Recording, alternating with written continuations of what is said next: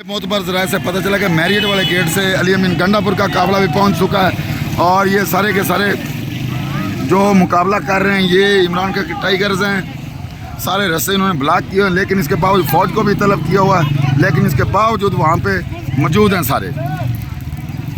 सारे ये टाइगर से देखें, ये टाइगर हैं सारे, ये मरने के लिए फायरिंग का सबका सामना कर रहे हैं। ये आप देख रहे हैं सारे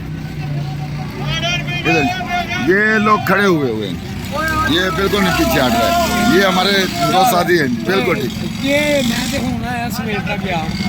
ये देखें ये पैरेट, ये शरे लगे हैं, ये देखें ये पैरेट के सीधे फैर मार रहे हैं और ये देखें ये सीधा लगा।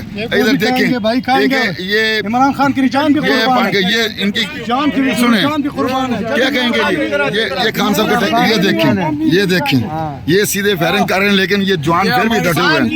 ये फिर भी ये खान ये देखें ये आंख पे लगे वो सीधे फायर मार रहे हैं पुलिस वाले सीधे। ये खान की राही का मुतालबा है और इंशाल्लाह ये लोग इंशाल्लाह पीछे हटने के लिए तैयार ही नहीं है। इन्होंने हमारा जान है, उसके बगैर हम नहीं रह सकते। ये उसके बगैर भी खान साहब के नहीं रह सकते और वापस जाने को भी तैयार नहीं है। जो मुकाबला कर रही है सारे लोग